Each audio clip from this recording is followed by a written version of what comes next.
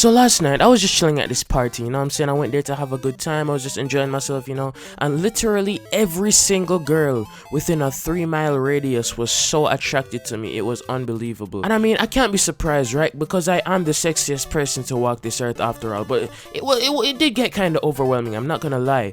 And you know, with all these girls coming up to me, I just felt really amazing, like, I could feel myself rising, ascending to a new level. I know it was not just my pee-pee. But then I realized something. I'm gay, no homo. And it was upon this realization that I was not attracted to the female gender, no homo, I sat down in a chair and I was like, damn, what the heck am I doing with my life? And in the middle of my existential despair, I cried out and I said, God, please, please, give me a sign that it's worth it to keep on going. And it was at that exact moment in time that I felt my phone vibrate. And this is what I saw. 1K subscribers. Shout out to all the MFs say I never make it. New YouTube channel link. Breaking. At Leafy hired by Redbloom LLC to make content for their YouTube channel. Just spoke to Leafy.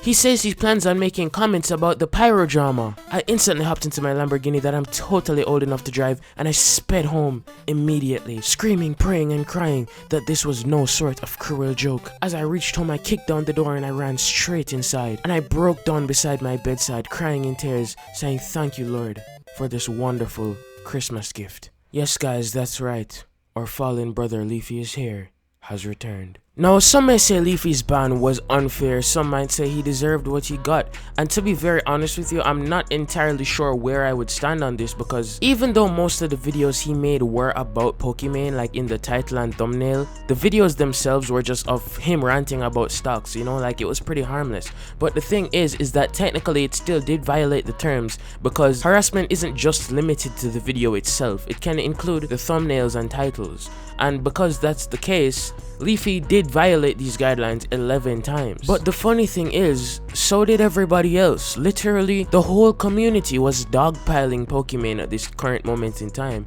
and nobody else got banned for it. Now, you could argue that they weren't being as edgy or pushing it as far as Leafy, maybe, but it's just some food for thought that maybe YouTube was waiting for this golden opportunity to ban him for a long time. And this is actually most likely the case, considering they also banned any other channel that he tried to make. Like, this man was on a whole IP ban. Like, I watched one of his streams one time and he was literally like, he was saying, yo, like, I could make new accounts and not even upload to them and I would just get banned. You know what I'm saying? Like, it was crazy, bro. So while there are some people who do think that Leafy was unfairly banned, there were others who were saying that he was a disease to the platform and toxic filth like him is better left off of YouTube. Now, whatever your stance on LeafyIsHere is, honestly, I'm just glad he's back, and the reason for that is because at the time he left, he was honestly the only person doing what he did. Like, literally every single other commentary YouTuber or every other person is just some guy in his room virtue signaling to the audience, taking moral superiority. There were no trolls left. There were no people who just could make jokes without being afraid of cancel culture. You know, even someone like Kavos, who I used to watch every day, has gone soft now and I don't even watch his videos anymore. Leafy was truly the last real YouTuber who didn't care about all this corporate BS. He just said what he wanted to say. And while his old videos were arguably more toxic than the Gypsy Crusader fans in my comment section on those last couple of videos, he had honestly calmed down and kinda turned a new leaf. Like, I'm not saying he became a better person or was like converted to Christianity overnight or anything, but you could honestly tell that he wasn't the same greasy kid in his room with a mic anymore. Like, yeah, he still pulled jokes here and there, but these days he had matured. In fact, he even said it himself. The only reason he did what he did back then was just for the money. Nowadays, since he's come back and he doesn't have this constant rush of I need to make money anymore, he's been a lot more calm and a lot more himself. Like, you can even hear it in his voice. So today I got a little bit of a story for you guys, alright? So last night I'm hanging out with my crew, and by crew I'm talking about the local drug cartel in Mexico City. One of the best places you can ever go if you want to buy drugs, have a great time, and get killed by a random guy that hasn't showered for a fucking week. And calm down, fucking Rebecca Black. That wasn't a racist joke. I've straight up been to Mexico City and there are literally people there that haven't showered for weeks. Walking around like a fucking cave monster, trained with the ability to kill you with a fucking toothpick. Dude, it just seems like an awful time period for everybody, but hey, that's just my opinion. But I think I could manage the Wild West, maybe. Where does that leave us? I don't know, dude. I think I'm gonna get some Wendy's. It's been a while since I've actually gotten Wendy's. Like, Bro, a Frosty would be sick right now. How long has it been since you guys had a Frosty? Frosties were pretty sick back in the day. I haven't got one. Anyways, I'm gonna get some Wendy's. Appreciate all the support on the recent videos. Seriously, it's actually getting crazy. He genuinely doesn't care now. He makes videos because that's what he likes to do. Like, he literally sits down, makes jokes, and then talks about stocks for like 10-15 minutes.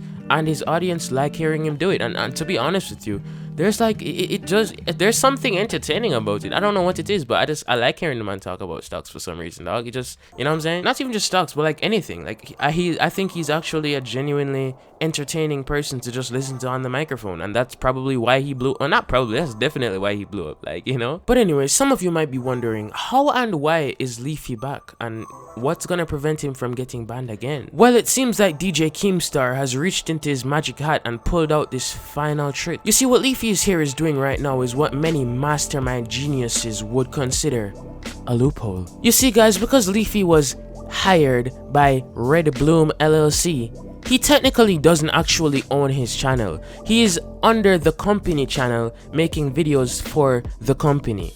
So they can't ban him because it's not him, if you know what I'm saying. Apparently Keemstar did the same thing with Drama Alert, where I think he was like banned or something like that, but you know, he changed the ownership, and so Drama Alert isn't actually his channel, it's the company's channel, but he's just an employee. And this, kids, is why you need your financial knowledge and your knowledge of the world of business in general, so that these people cannot screw you over and you can know your rights. So I'm gonna link Leafy's new channel in the description. Y'all definitely go check that out. But the thing is, the reason I'm doing that is because there are so many fake Leafy channels, bro. Like, they all emerged after he disappeared. It was just a bunch of people re-uploading his old clips, parading around as the new Leafy. And the funny thing is, nobody suspected a thing. Like, one of them even got over 100k subs and got verified. Yes, you heard that correctly. They verified a fake account. Like, bro, what? That person was making some good ad revenue off of Leafy's videos, cause damn, like, and I can't even blame him. That was a good business opportunity right there. The funny thing is, if you look in the comments of these videos, nobody, literally nobody, suspected it wasn't Leafy. Like, these people genuinely believed they were watching LeafyIsHere. The funny, like, and I watched these videos too. The videos, they were just re-uploads. Like, were these people just not real fans, or they just have such terrible memory that they don't remember watching these clips a couple of months ago? And the editing wasn't even that much Leafy-like either. Like, yeah, he was clearly doing the same thing, like where he would play a clip with certain meme music and then put the text afterwards, but like, it was a different font, and it was pretty obvious to me that it wasn't actually LeafyIsHere. And one of the bigger LeafyIsHere channels, who had like 95k subs, the second Leafy tweeted out about his new channel, he instantly changed his avatar to Weafy and his name. So he literally has more subscribers with the same name than the actual LeafyIsHere, which means when people search this up, they're gonna see his channel first before the actual Leafy. But anyways, this guy better start spam uploading or something, because this is not gonna last for very long, as Leafy's 4 million plus subscribers are going to find out about this new account, and this guy's reign will soon be over. But speaking of reigns, if you want to help me rise to the top of this YouTube community, which I know I will one day, then drop a sub to the channel, slap that like button,